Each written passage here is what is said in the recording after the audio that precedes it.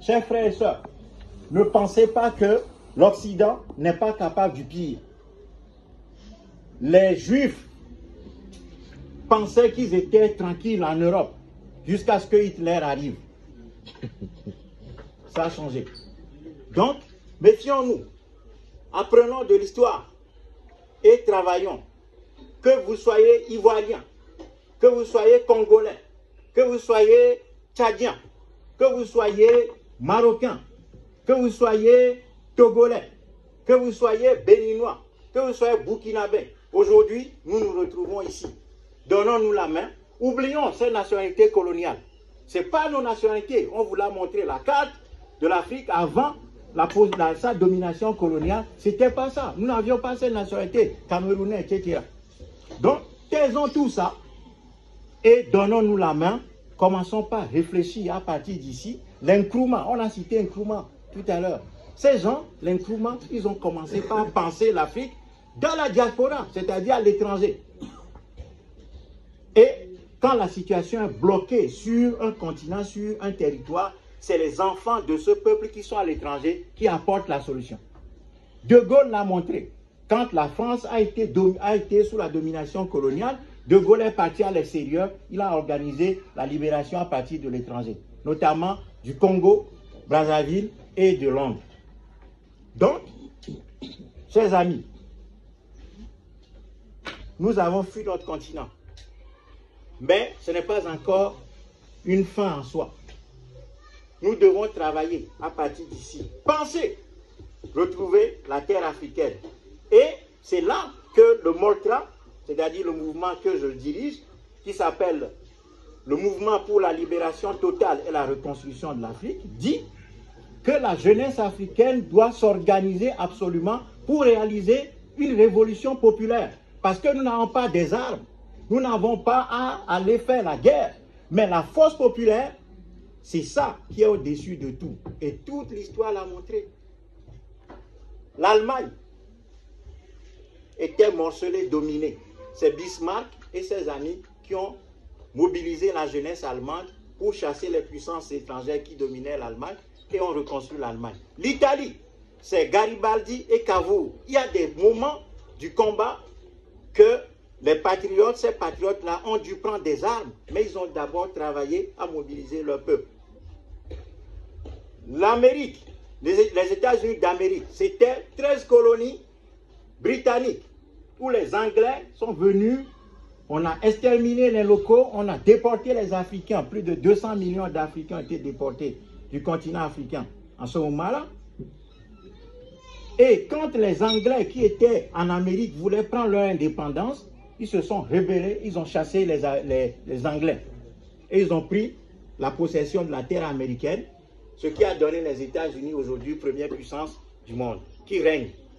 Donc, apprenons de l'histoire. Il y a des peuples qui ont souffert, mais qui n'ont pas baissé la tête. Il ne faut pas que la jeunesse africaine baisse la tête. C'est nous, le sang de notre peuple. Et si le sang d'un peuple est malade, c'est que ce peuple est malade à jamais. Donc, redressons-nous, retrouvons notre fierté, retrouvons la trace de nos ancêtres et faisons la lutte pour la libération de notre continent en nous inscrivant dans une logique révolutionnaire pour chasser les Ouattara, les Fogna Singbe, les Paul Biya. Tout ça, c'est de la merde. Il y a des gens qui viennent nous dire que non, Paul Biya serait mieux que les autres. Non, il n'y a pas de mieux dans l'esclavage. La France-Afrique ne connaît pas de mieux. Il n'y a pas de liberté à moitié. Soit vous êtes esclave, soit vous êtes libre. Donc, chers amis, travaillons pour foutre tout ça dehors, chassons les colonisateurs dehors et reconstruisons notre continent. Donc, c'est à nous de faire ce travail-là. Et ce travail de révolution populaire doit aboutir à la renaissance de notre continent. Cette renaissance doit se caractériser par la reconstruction de l'école. Nous devons former un nouvel être africain. L'Africain doit redevenir lui-même en découvrant son parcours historique, son identité, tout ce que nous avons perdu. Et nous devons redécouvrir notre identité. C'est à partir de là que nous allons nous lancer vers la reconstruction de l'Afrique.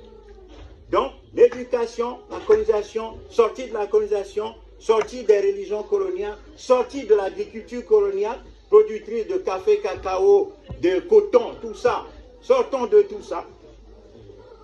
Et ensuite, développons les infrastructures. Nous allons construire les infrastructures. Nous avons de l'énergie, nous avons l'énergie solaire. Les grands fleuves sont chez nous. Les terres africaines sont arabes. Tout pousse en Afrique. Donc, la jeunesse africaine doit dégager le terrain pour pouvoir reconstruire ce continent.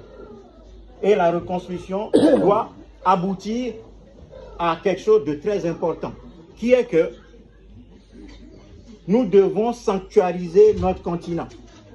C'est-à-dire que l'Afrique doit devenir une terre où tous les Noirs du monde, s'ils le désirent,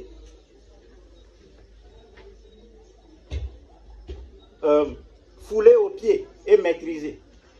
Pour cela, nous devons doter la nouvelle Afrique des armes de destruction massive les plus puissantes. Parce que quand un peuple n'a pas d'armes pour se défendre, eh bien tout le monde peut l'envahir et le détruire. C'est ce qui s'est passé. En Égypte, nous étions très bien. La Mahdi, qui dirigeait la société égyptienne, hein, qui est la vérité, la justice, être bien avec tout le monde. Être bien avec tout le monde, c'est bien si on l'applique entre nous. Mais la Mahdi ne peut pas être une loi de la géopolitique. C'est-à-dire que les relations entre les nations ne peuvent pas être basées sur la Mahdi, l'amour, l'ouverture aux autres. Non. Donc, nous devons à la fois étudier notre histoire, trouver les points faibles qu'il y a. Ce qu'on doit rejeter, on rejette. Ce qui doit être renforcé, on renforce. Ce qu'on doit prendre en tant que tel, on le prend. Et nous repositionnons notre continent. Donc, nous devons doter l'Afrique de demain des armes de destruction massive pour que nous puissions dissuader tous ceux qui veulent encore peut-être penser, ne serait-ce que penser, venir nous imposer leurs lois. Ces gens doivent eux-mêmes abandonner parce qu'ils sauront que nous sommes armés. Donc ça doit être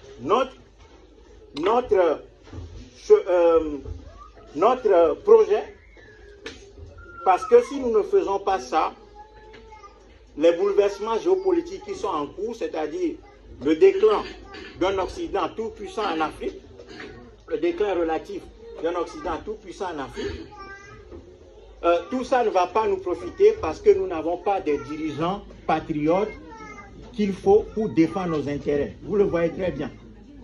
Aujourd'hui, notre terre est minée.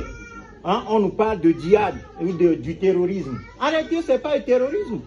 Les Occidentaux ont créé, ils ont fait ça ailleurs. Ils l'ont fait en Afghanistan, notamment, où ils ont créé des groupes armés se revendiquant de l'islam pour attaquer la présence de la Russie, par exemple. Donc aujourd'hui, comme l'Occident voit que la Chine, précisément, est suffisamment présente en Afrique, qu'est-ce que les Occidentaux font? On détruit d'abord la Libye. Toutes les armes qu'il y avait en Libye sont dispatchées. Et maintenant, pour maîtriser la zone du Sahara pleine de richesses, eh bien, on va financer, on va donner ces armes-là à des groupes qui attaquent, qui égorgent, qui brûlent des villages. Et les Africains sont ainsi voués à une mort certaine dans ces conditions. Donc, reprenons la maîtrise de notre espace géographique pour pouvoir le transformer. Ne soyons pas des miséreux comme des chiens errants dans ce monde, où nous fuyons vers nos ennemis même et ainsi abandonnant notre terre aux étrangers. Donc, chers amis,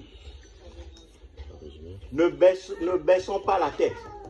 Notre peuple doit redevenir grand.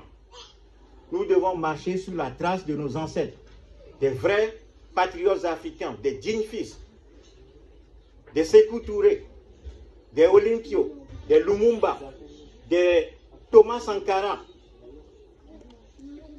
des Mao Mao, les Setiwayo, les Nana Adjima Prempeh, les Chaka Zulu.